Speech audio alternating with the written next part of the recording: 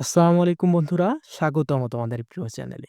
আজকে আমরা শিখব কিভাবে একটা ডেসিমেল সংখ্যাকে অক্টাল সংখ্যায় রূপান্তর করতে হয়। তোমরা যারা গত লেকচারগুলো দেখো নাই বা গত ভিডিওগুলো দেখো নাই তারা অবশ্যই দেখে নিবা। কারণ ওইখানে অনেক কিছু শেখার আছে। আমরা গত লেকচারে মেবি আ কিভাবে ডেসিমেল সংখ্যাকে বাইনারিতে কনভার্ট করতে হয় এটা শিখছিলাম।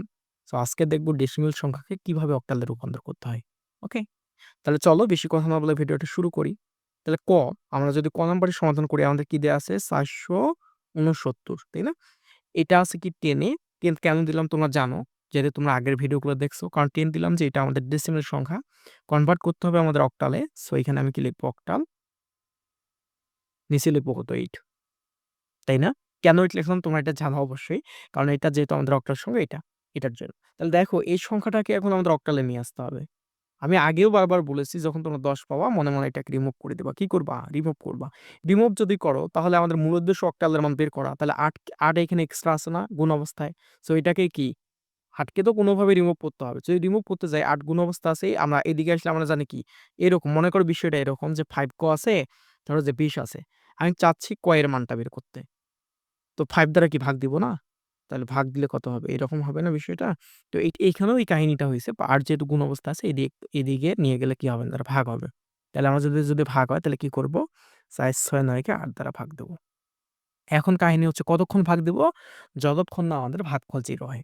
যদি এটাকে আমরা ৮ দ্বারা ৪, ৬, ৯ কে যদি আমরা ৮ দ্বারা ভাগ দেই, তাহলে আমাদের কত হয়? ৫৮ আছে, সরি। ৫৮ গুণন হচ্ছে আমাদের ৮, তাহলে কত আসে? ৪৬৪। তাহলে ৫৮ এখানে, তাহলে ভাগশেষ আমাদের হচ্ছে কত?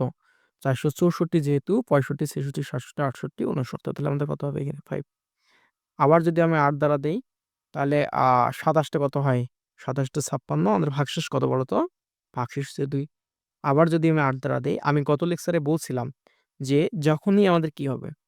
যে এইখানে যে সংখ্যাটা থাকবে তার চেয়ে যদি এই সংখ্যাটা ছোট হয়, তাহলে আমরা কি করব? এখানে 0 দিব। দেন এইখানে যে সংখ্যাটা থাকবে এটাকে এইদিকে বসাই দিব। ওকে? যদি এখানে ২ থাকতো ২ বসায় দিতাম, ৫ থাকলে ৫ বসায় দিতাম। যেটাই থাকে এভাবে বসায় দিব। তোমরা এটা মনে হয় বুঝতে পারছো। না বুঝলে গত ভিডিওগুলো দেখে নিবা।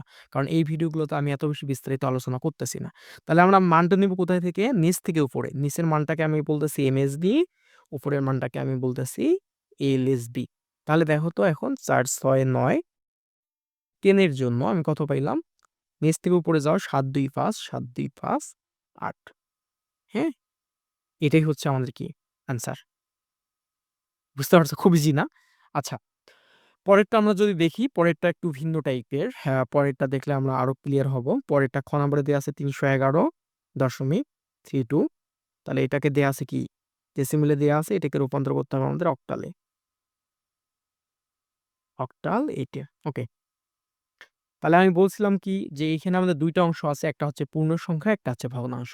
তুমি যদি এভাবে সমাধানটা করো যে পূর্ণ সংখ্যার জন্য একবার করবা, এর ভগ্নাংশের জন্য একবার করবা। পূর্ণ সংখ্যার জন্য। দেখো তো ১০ মানে কি রিমুভ? তাহলে ৮ যেহেতু গুণ অবস্থা আছে এদিকে আসলে কি হবে? ভাগ। সো ৩১১ কে আমি সর্বপ্রথম ৮ দ্বারা ভাগ দেব। তাহলে ৮ দ্বারা ভাগ দিলে আমাদের কত হবে? ৩১১ ভাগ ৮ দাও দেখি। ৩১১ ভাগ হচ্ছে ৮ দাও। কত আসে? ৩৮। তার মানে হচ্ছে ৩৮ গুণন ৮ কত হবে? ৩০৪।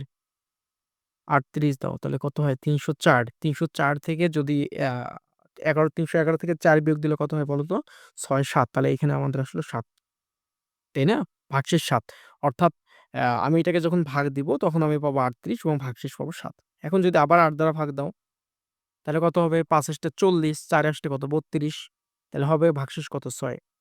আবার যদি তুমি ৮ দ্বারা দাও তাহলে দেখো ৮ এর চেয়ে এটা ছোট হয়ে গেছে না? সো এখানে 0 দিব। এইখানে এই সংখ্যাটা এখানে বসাবো। তাহলে নিচ থেকে কোথায় যাবো আমি? উপরে। এটাকে আমি বলতেছি MSD, আর এটাকে বলতেছি আমি LSD। তাহলে আমাদের কত পাইলাম আমি? ৩১১, 10 এর জন্য আমি পাইলাম ৪৮৭ অক্টাল। ওকে? এটা পাইলাম। এটা গেল আমাদের পূর্ণ সংখ্যার জন্য। এখন ভগ্নাংশের জন্য আসো।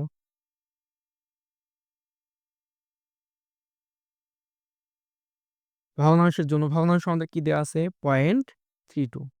আমি বলছিলাম যে ভগ্নাংশের ক্ষেত্রে একটাকে যদি আমরা ভাগ করি, অপরটাকে কি করব? গুণ করব। ওই বেস দ্বারা গুণ করব। তাহলে আমি কি করব? এই যে অক্টালের যে বেসটা আছে এটা দ্বারা গুণ করব। ১০ এর তো এখানে কাজ নাই। কারণ ১০ মানে তো নিষ্ক্রিয়। আগেই বলছিলাম কয়েকবার। সো 0.32 কে যদি আপনি 8 দ্বারা গুণন 8 দিলে আমাদের দেখতে পাচ্ছেন 2.56। সো এখানে 2 টা পার্ট থাকবে। একটাতে থাকবে পূর্ণ সংখ্যা আর একটাতে থাকবে ভগ্নাংশ সংখ্যা। আবার এটাকে কি করব আমি 8 দ্বারা গুণ দেব। এখন বলতে পারো যে আমি কতক্ষণ গুণ দেব? যতক্ষণ না এই অংশটাতে আমাদের 0 আসবে। যেভাবে আমাদের এই অংশটাকে আমরা 0 নিয়ে আসছিলাম, সেম ভাবে এই অংশটাতে আমাদের 0 নিয়ে আসতে হবে। বুঝতে পারছো? আচ্ছা 0.56 গুণন কত আমাদের 8? কত হয়? 4, তারপর আমাদের দশমিক ভগ্নাংশ হচ্ছে 48। আবার এটাকে কি করব? যেহেতু 0 না, আবার 8 দ্বারা গুণ দেব। তাহলে 48 কে 0.48 গুণন হচ্ছে আমাদের 8। তাহলে কত হয়? 3.84। তাহলে 3 এখানে, 0.84 এখানে। আবার যেহেতু 0 না, আবার আমরা কি করব? 0.84 কে কত দ্বারা গুণ দিব? 8 দ্বারা গুণ দেব। তাহলে কত হয়? 8 দ্বারা যদি গুণ দাও তাহলে আবার হবে আমাদের কত? 6 পয়েন্ট পয়েন্ট হচ্ছে 72। এখন দেখো যদি কোনোভাবে এটাতে 0 না আসে, তুমি ৩ টা মান নিয়ে ডট দিয়ে রাখি দিবা। তাহলে 0.32 এর জন্য আমি কত পাইলাম বলো তো? 0.32 10 এর জন্য আমি পাইলাম এটা উপর থেকে নিচে আসবে, এটা নিচ থেকে উপরে, এটার ক্ষেত্রে উপর থেকে নিচে।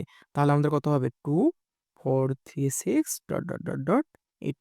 তাহলে ফাইনালি আমি মান কত পাইলাম? 311.32। 10 এর জন্য আমি মানটা পাইলাম 467.2436 তাহলে এটার জন্য এটা হচ্ছে আমাদের অ্যান্সার। আশা করি তোমরা বুঝতে পারছো। আর যদি না বুঝো তাহলে কমেন্ট করবা অবশ্যই।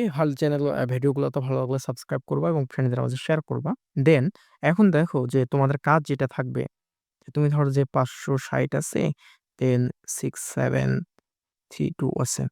এইটা আছে কিসে আমাদের? এটা আছে ডেসিমেলে। দেন তুমি এটাকে অক্টালে কনভার্ট করবা। হ্যাঁ? এটা হচ্ছে তোমাদের কাজ। ওকে, ধন্যবাদ সবাইকে।